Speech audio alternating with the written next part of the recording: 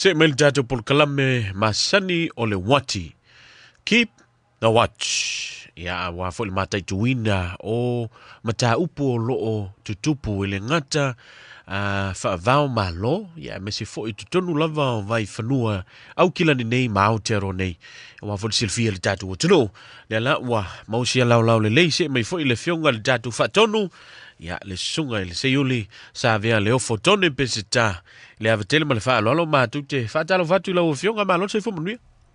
lange mamai la taringa tole manino ia fa pe fo i le fa fonga anga le tatu tunu o mau mai tatou fa salonga le nefi vai ngale fiafi si fa poponga tatou por klame le wanti e pe ona yai ia fiafi stofi ma fiafi o asosate tasi malol so fu mnuia ia o le nganga fo i le tasi ma tu te fofo ta e fo i le avatele ma le fa alo ia lo fionga fa tonu me se fo i le fonga tapo i le tunu o tatou anga i me fo i le fa i unga ngaluenga le nava yaso ia me se fo i ta alonga sa fianga hil to tele ya la tanga i se mata upu mua manatu la ta amata misamo ya tu sai fo ile teleo por kalame me se foi mata upu ese o lo la manu ia lava ya wale fa fonga le tunu umole a me se lava ile fainga palota ya male fa mo sa ma vai tu nele tunu ta tu alu le tala to mo ne fia lo ma wa i tantu fa salonga fo ia me se fo ia le fa mauti no mai le o to i fanua fo ia le sao le fionga le lipani mio tatu tunu le sa tu ol tatu tunu le fiafan le lali tu le lua anga ye fitila na fainga malanga ia ma ngai mai ye nei le tatu tunu i New Zealand le no fang fo yo lo no pia ima ai tom le ai ia le to nu sa lo le sa si mai le mai fa mau ni mai o le mau tanga ngasi ia le sunga lau le mani tua plata va fosse smith ya pe na malanga mai an le la nacionalo ya o lo inemo tong fitinga ya mai tawatu tu sai malipoti tu ina mai ya le to fanua tatu la ulele ya aterone ya msalo streami mo fu isa no e o twai al tanto por clame ya mai ser tanto nu ya fa la nei time ya fa wa wai mo ya tal sang fot tatu tunu ya man to ya e el tatu malo ya a o ya i fo ne tunu tong fitinga ya pe ona malanga mai le fiafian leila ma lo va ftai la fionga ia moni lava ia le fo wa pe lava on ta o le fionga ile tatu fatonu ia se tasi fo yo tala na moli mai ia wa fo ile fa mo le fionga le lipa le mia paule mea mo le tatu por kalambe le wati ele ia ma o se tali la on difficile se teli vai adel fa fonga le tunu paule mea o le matu tu alalo ia man tu ane la de talo ia le soifu malolo ina le lei au nisio vaenga ia masalo le amau ia se fa poponga le tatu por kalambe le wati ile aso tofi ia po wa mafuanga ia wa fo ise fo fuanga ia pe ona malanga mai ai ia le fionga le lipa le mia awa ia to fitinga fo po sia ki fa fo mai ia lo tatu lawile le nei au kilani nei New Zealand ia lawa fionga o lesa tali le tunu ia ile fa to ayo mata upu ile fa masinonga pe ona laman ia fo initial cases pese fulu mon tupu ia e fa mautino mai lawa fionga o ai fo itu malo po sui tauva o to ai tau nu fa mo ile lu ina o unga fa masinonga unga fenga palota ile fa masinonga ile ne foi vai aso malo va tai sa fa ilo le fionga ile pulsili o le matanga luenga fa masnonga le sunga le pani i John Taimalangi ia na ia fa ilu fa fonga tato tunu ina watali tu la lima o le fia for Australia sa fa ngata ia tato tu star sanga vo le mo ila tau o suita va sa fa peo na tau va fo i le tawanga ia po le fainga palota ia ele fa manu ina la to tam fainga ia wa avea la tu tangi fa sanga fa so tu la fono i sui fo i o lo manu malo e mai tu malo balu la tu stal sanga to i tau watu ile ofisa le sunga ile putsili e pole ofisa fo i o fa mas no hal tatu nu i Samoa sunga pari John Taimalangi le sa fa yelan fa tal non fa to malo tu stala longo pui el tantu nu tu sai mala sanga o yai balula tatu tangi sa tu atu fa masnonga o le tangi mua la o le tangi le na le le sunga i le ia tato amata mai ia ana Mari. no ana e tusa e whātangi mai le vaenga whai foi e pui pui ia tau tangata po le HRPP tasi le tangi al tangata o i le suisa tau vātu to tasi ia matangi e tolu la mai le pati ia polo le tufu al malo ia mai whatutu i le tusa mo tasi po le fast o le tangi mai ana lofi numero 5 i le sunga mutpola le a tau le sa i ole ainga tai de se mai ia fa mo le sa tau na ainga tai sunga ya mutpola le a tau sa le a tau lucky sure HRPP e fa sanga i le sunga ya por talinga o pa mutpola a lo tafua ia o le tumalo ainga le tai ainga le tai ia e fa sanga o le tangila mai le fiong o le talinga ya o sunga ya mutpola le a tau sa le a tau lucky le a tau le tau lucky ia o le sui le HRPP e whasanga i le talinga o pau mutpola a lo te fua mutpola o le sui ia por sunga fut talai o tanto malo mai an whatautoina ia o le tangina mai le ainga tai o le sunga ia mutpola le a tau le sa le a tau le taua lucky mutpola whasanga i le fionga ia i le talai por le talinga o pau o le sia tatou tangi o le tangi a le sui le HRPP le sunga ia tuiloma tusa Lancelota la Meko sui le HRPP e whasanga i le fionga ia toilupe mai au tele po manuku o ne semo le sui o le fast po le minstafo i o ngā luenga tele ia o le sui leo whale alili numero tasi leo o whasanga ia le tangi a le fionga ia tuiloma tusa Lancelota la Meko o le sui le HRPP e whasanga i le fionga i le li min stau ngā luenga fionga a toilupe mai au telepo munuku on sembo o sui le fast o le isi a tātou tangi o le tangi lea le sunga ia le ana le fionga ia le ana Ronnie Mulitalo Prosini o le sui le HRPP mai le tumalo sa fata numero momua e whaasanga i le fionga tumaita i min sta le fionga ia sebe te i fui mono ia o le tangi na le fionga ia le ana Ronnie Mulitalo Prosini o le sui le HRPP whaasanga le fionga ia sebe te i fui mono tumaita i min sta ia mai le tumalo o sa fata numero momua o le isia tātou tangi ia o le fionga ia pesta vai forward sui le whaasala le anga numero 5 tu malo whaasala le anga numero 5 le fionga pesta vai forward te vanga ena o le sui le HRPP whaasanga i le fionga ia vui i inga sione ia o le fionga forward sui minsta fionga ia vui i inga sione o le fast mai le whaasala le anga numero 5 tangi na a le fionga ia pesta vai forward o le foi sa tu mai le forward le malo po tu sa tau avina no fole tu malo o fa sale le anga numero 5 mai pai inga o talwai Manino.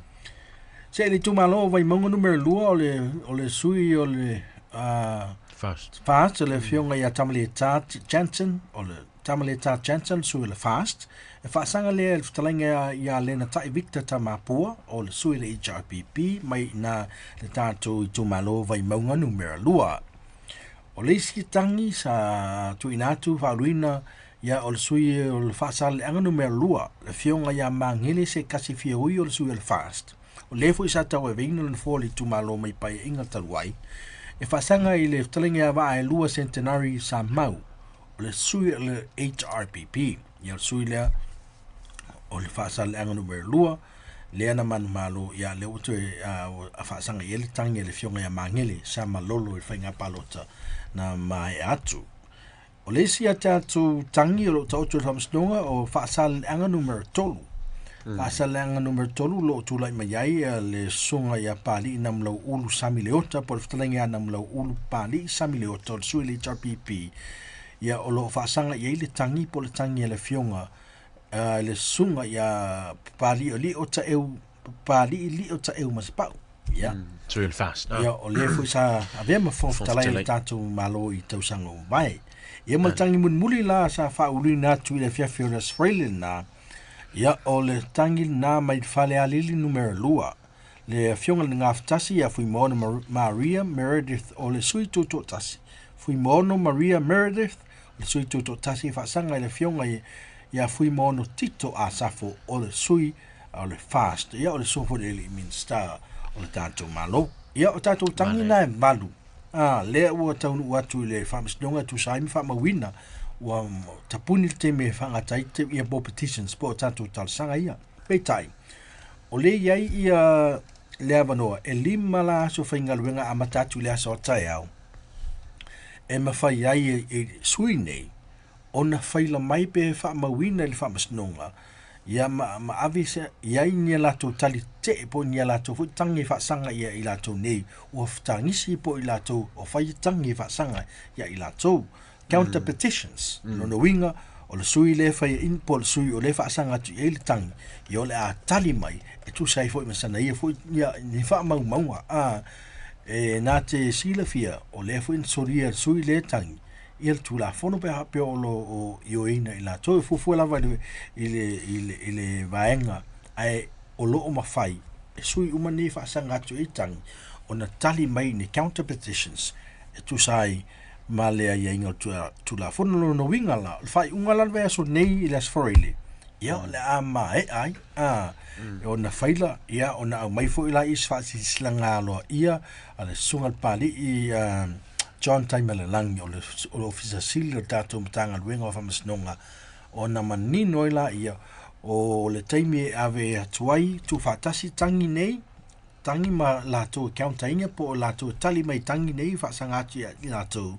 ia na ave lola i le fionga whamasinsili ma le whamasnonga maulunga e whaia i ele lato whatou whala inga whasoa mai loa mo le fina wina e tonu whamasnonga ia mwhanga solo i lola ia le fina winga o nei mata upu i le whamasnonga. Ma nei vavtai, ma loe lau fionga le whatunu tu sai fo i male. Tō lau wina o nisi o tangi o lo ta oto nei luma o le lau la fono le o le whamasinonga ia wafo i le anga ia tu o le mea mautinola o le ua whaamau manino i se fulu iwa o se tema pe ona wha mai atu lima le awhiawhi watapu ni aloa i ai le whauluina o ni tangi ai o lesi la asanga lela a tato matai tuina le tato ala leo fo i mese por kalame mo le vai e se fo o a ni aso o le whata o tonga fo i lea o le fuafuanga ia o le fongaina o ne mata upu i luma o le whaamasinonga ia ona mau e fo i lea o se maninonga ia whaftai lau fionga ia manato le mta upu muli o vaenga pe ona nei New Zealand lau fionga ia mai tau atu e whaftai atu i le Minstau ia bon malwhainga malo folinga mai o le ua whailo e le tātou whainga malo i New Zealand ia se salau miliona tu ina tu le mtanga luenga o soifu maloloina mo le whalea a tile o tātou whalmai peno se whil tātou atunu e whaisi na whaile tong tele o tātou maotanga ngasi tono tātou atunu nei New Zealand e le ngata i le whaile tonu fo e tūlanga i muenga ia manisi lava vainga e lo le lei ai ia le au nanga fo i maltautua whaile whanmai o le ala ua whamatu atu ai le malo ma ua lātou folofolaina le whamatu atu o se lau miliona e tu sam e whaonga ina le ni ploketi lua se fun maltasi ia mo le whalea o vaenga mo le ngā solo iai o le tātou tunu te mi foi e tau li ai le whama apusia ko tō whanga i ngase ia o te mi tonu la lea le wanga il malo e whalea ia tātou mota o ai foi pupu ngā tia po mota ngase ia wale malu lau tele o le tātou tunu ma lo vavtai ia i vaenga la ia te ta uo le mai tau atu e nisi vaenga pitoa lava o lo o tau mawhai le fionga le minister le fionga ia Honorable Simon Brown ia wa fo i le whaale le ina lau tele o datu whaale mai i nei Salo le se lau miliona o le ata oto lea mo le whaalau tele ina o hawa noa whaono po nei ia matanga luenga fo i lea pe o le emergency mo le vaenga whafuse o lono winga o le ata mawhai whaalau la whafuse o le asi itia ia nisi pe whaalau tele ina ni hawa noa fo i whaonga ai ia le to mai fo i wa iei le nei vai tau nisi o vaenga o le whaale lea leo whale sui ia po labs isi ia wa fo i nga luenga ale matanga luenga soifu maloloina ia me se fo i o le fa popo le au no foanga fo i mo tavali ia mo kapaka ma vahenga na additional car parking alono winga e mai tawina e le o lava ala ile so e le ngata o le ano fale o le falmai ia a o a mese fo I tafa ia maona au nanga masani o le finau le fionga le I minister me se fo I le malonso fatas ina ia to si tia le fa le ina o le au nanga fa falmai po le soifo maloloina se la milionga le se mea le se mea mo la lolo la ki la fionga Yo, a me sia le fa pitonga fale il tantu ma ngasi ia me se mo tantu nei a me se au kilani fiaino soa we ia o I miro moa ia tatu se atulola ia I si falmai fai tu malo fa ringa mai e lua se fultasi ia poloketi le fa pitonga fa ia ma lilifa ia fa le fa to fa le inga malo ate na e va enga I o tanto fan mai ia ato no la fa tele va via ia nanga na le alwa tol mai fo le va ile fo ma fte inga la mbole o tanto I miro mo alu ono le ono I tula no fo ia tanto no fanga ia e fa tali le te me ai e fo mai pela va enga ta u la na ia e tau vina I lo tanto tunu le fa nga so longa por kalamia a fo mai lato fo le e vai nga fo le ave fa mo le vai nga la ula tan fioti fo le pe tu mai le wala fo le sia ke fo mai pa pe tanga tai la e se mana nga fa tu ma ve tele mai ono fa le tonu stem bave ya o mansalo la vai nga na o la fa lia tili mo le nga I lumba ama e ala tau sanga nei fo le o tau sanga le o yese suinga e o tau na to asiasi e tanto fo imta fa yoi fa tu stala mta to au fa salau to e sin ni mta up nei pe fa mata o yese linga pe mo mi fo sesi fa le ya ti ave sesi selau wala nga selau miliona lo mai malo ya ton o nisina vaenga o le au nga fo ina o tanto fi pule le e tonu e fina wina vaenga ni ma nei faftai ia I lau fianga tu sai fo male tu langa le ia wai le na male la ina le mativa fo yo le awonanga ma salo le foto fa mai atu fo ile si strike le ia pole solo fo ia fo ma ia I tu langa tau tutongi ia o le fo ile mata tu winda ia salo le watali tali mana onga le maloso fatasi fo I pe ona ile solo te fo mai ya o le wo fa popo mai me si vaenga o le si vaenga no mai to ina la mo fionga o tele lava ia nai vaenga fo yo fa matu mai e fenga maloso fatas tasi si vaenga le to lunga ina ta por kala mil vai so ama vai tu nei na ilunga se tu singa fo ele fionga le li pale mia Christopher Luxon ma fa pe mai le wa pasia le national a me se fo ile maloso fatas le fatanga ina o le fauina vo I o fapoponga o fale e au noa ma se fatangana po se concern masani vo ile a pe mita masani vo ile le kantu te lo nga o fai kawa e vai lenga ia ko o popole lo la mo fionga ia sa se temi ona sa ili vo ile ia I vaenga wa le sa na fa I lo mai la val pale mia fatangana ia o tilo el fainga malum ai popole alota fo I le langona ia o ka ko o ngenga fa mengi o fale ile mea ka safety le popo lenga na o le vason sa ba tu nei sa ia se vaenga na ia sa fa matu mele sunga le pale mia ia fofuanga ale national male malo so fatas o found a consent ia o te le te loina o la fa e tano o ia talai foi le sam fine fausia fa vo I luas foot square meters no mo extensions sam fai on fa la utele yo mo tomala on tato ainga yo o tu luas foot no lola square meter po mita fa no mas pe mita na se lola I le tato covid on fa matanga mai lola I tos foot square meters il tu la fono fu del fausia no mo tomala masalo la po o vaenga le ale ata ma faila tanto proclame esa ili mai se si al matanga venga le e fa manino wala nga mana ia voi le vaenga pe a o le teimi foi le manino le tato tunu wala nga tato ke wo ka fai ka ola ko fale lito ka o min fai mai le awali ia mata sa ili foi la pulenga no lau cancel man kuala o le fia ngai tato fai nga palota taimi nei leo whaanga solo, leo iei nisi o ofisa, vo le whaina alu palota le mall, ave lau palota, vo le sui, o le tumalo po taulanga o lo e alala me papa awai, e te manatu, e mawhai o na ia whina uina, ma tā upu tā ua, e meise ia o vaenga pi o paka, o vaenga fo i pakanga tā vale, o vaenga te paka tā whaua, ia alam whanau o swimming pool, mo mea o vai tā ele, ma tūlanga whapena, ia o vaenga umana, e tā uai, le fili o sui, e te manatu, e mawhai o na whina uina, ia ma tā upu le lei, molo tātou, au mawai tono nia tunu. Ma no whaftai lau fionga, mo le whamanatu, ia ae, a wafo ile tātou savalinga ni niwa iaso, mai tau wane lau pusameli. Ia a mesel whaangaso longa o le tātou whainga pālota, ia o lo o hangatu i hele tātou tunu. Ile, whai tu malo? Tā ua ia, o le tātā longa ia, o le tātou porkalami, ile o maua ni sui o lo o tafutuli le whainga pālota lea.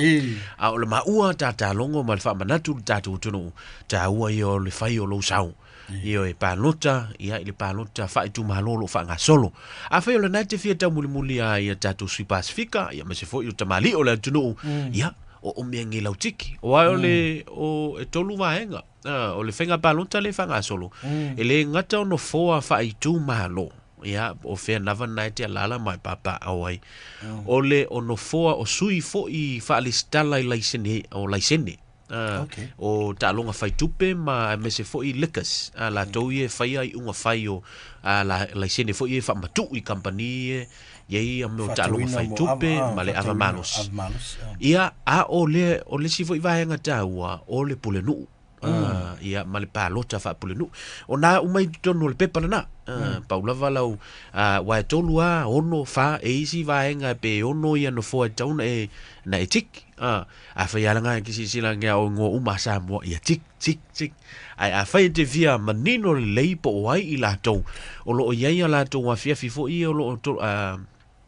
tawa fia ai le community po tangata no o le pitunu ma le pitunu fa la wilo nga i mane ya lo nga i fisili ya o vaso fo interne ya sa fatino ese fa mo fo i ota il mato i tulangi ya pe ona ye fo tamu fainga le sunga ya lotu fuli ya mase fo i ya le fionga ya fio Filipina Elf Filipina ya male la tu fo i ova la ule to la luina ingo ana o vaenga ye tau futuli mole no fo o tai ya mane fo i le nga i ni ya fiafina wa ole mane yo tulanga le la fionga e avi lo fisiti mai tau wina to te leo tupulanga ie tafutulinga lea. O se te mua fo ile se tala fa sol pito lava ia i palota fai tumano le te leo tupulanga male Pasifika. Au la uia tau mawhainga fo ia ma sani fo i no fisili la tau fo i ma lui o la tau mafofonga. O lea sau mea o le afai. O le hala unga luenga e ese mai. Oi ma tau lui mene. Oi ta ua te alu loi whaalanga mai o le. Ia o tātou i lole lei, i lātou o loo sa whawhai, e whaia whai unga. O mea nei, a wai a mail paketi mail malo, i lalo whai tu malo, 4 milionga. Ia tau te whisili fwila, o whea lei e lātou whai mua avi e lātou whai unga whai. Ta hualana, no inga, mana tua, tolu a vaenga avi e. Salo pe i tinsi vaenga o misi au. Au vaenga na tolu leo te mautinoa. O no foa fai tu malo, o no foa fo i lātou e whaia i laisene, i suinga laisene, ia mo talong fai tupe, ma liquor stores, ma vaenga na. Alo viunga, kasi nga vaenga siasa nga ingi Pasifika. O fo iyo, tele o palange intia tulou ia, nia fo ia tulou. Ai maua, tele yo tupele sa fa itonu i vaenga ni licensing la tolo fa ia license le fa mtu atu i fa lo fo i fa tawina la malos mai se mo fa klapu ma la vaenga fa ia mo meu atalo fa tupe TABs vaenga i te taula vona ta ua i le tatu tunu a fa yo le sa tatu longo ma pisa o i le tatu palota tele sa mo ta ua i ol palota le o le palota lea e au ngā ai ia lau ekisi ia wai o sa moa ia lau tūla tu malu ia wai atu o mai e se tasi foi o sui te mai tai o lo tamo e palota le wha ilo mai ai le to e tito tātou o wha tino e tāua la, o le whamanatu mai se fo tai o le tātou atunu. Ia, e makua ka ua alwhai o tātou sao, a ua whapusa i sārka ko pe pāluka. Nai tā tia ilunga le tātou pusa isa. E tāua langa o swinga leo mai, a wha apea tātou te le ano iai, e a fia i tātou ai. Ia ku wailanga koe whai, koe waku lau wha sea, ia o whaina tā ua se el sao kumalo. O le mea mautinoa lau whiunga, ua a matau na si tia le tau le soifuanga lau e tātou. O le mea mautinoa le na, ia lau tātou mai tauina i tātou land rates. Ia, me se fwoi ngā solonga o le au te tulua ina, ia sunga i whaipule ia sa, ia sui fwoi sa tauftui. I le whainga faule a ngai mai mo le lapisi tulou. The general rubbish, ma le recycling rubbish, lapisi. Le sai se whainga faule sa ngai a tul mātou tulangi. Ia o le i mai loa po o le tulanga sa i le nā tau nua. Ai, o le au ngālea, o le tātou muli tai. I meo lo tutupu yo vai whanua. Ngai ma maulau sila i Samoa, e vā le vasa, vai lauilele, vai vanu le tātou. A o i nei, tawhatafa nea o lounga, tawhatafa lawe o lou maota ma lou lawa. Ia, e tā ua i tā ekis. Tā ua ka ekis. O i lava, ma kera uka whukuri. Vai ane le whafunga le tu. Paloka me moa. Ma te leo tawhutuli, vai ane whafunga le tu. Ai, whai au ma ua leo. Ia, e tātā longo atu i lo whina ngalo. Tā ua i o lau ekis. Ia. Ia, e tawalunga. Fo i leo tātu pokalame. Nei whiawhi beisi si vaenga ni whamai na lau whio. Salo lava ia mata upu nei fwea fiafi whaafta iatu whaafunga ngal tātu utinu. Ia, au ane ngalo ia tū tālu sia e fo ia le toi taunu wai whanua. Ia, mo le wha pea i whanua ono le tau dian whalama apu se tū whanga o le sunga la udan mani atua le tātu tai o le tātu utinu. Mana tua ifo e lau talo ne vaiaso, ia malune pōna nei. Ia a o si mai ai le tātou atunu i Nisila. Ma lo whawhtailu whiunga whatonu, ia tu sai fwoi ma le tātou por kalame o le wati, i le ne fwoi ia whiawhila stofi. A taulunga nā tu tātou por kalame, ia o le sapati manuia, ma ia au nei, ia a me se fwoi le to se ai o le whiunga to alii. Ia nei whasisilanga tā ua lava, a wāti si le whia tātou atunu, nao ni se whamanatu, i le fwofwanga, me se fwoi tā penanga, mō ainga, wō, paanga mai la to lo ta pena mo se fa mo tele ile nei masina po le fai unga fo nei tu sanga nga iane ile holiday inn il malai va lele ya pe afai ona ta pena se tu fa ta singa fa puiponga so fa nau ma vaenga na aso lulu los fu mal fa si tema mai le fa le via fi le valu le au fiafi o le ata o fa iai se fa mo tele le holiday inn awani fesili manitali mo ila to mo le me se fo le au nanga mo le atunu e te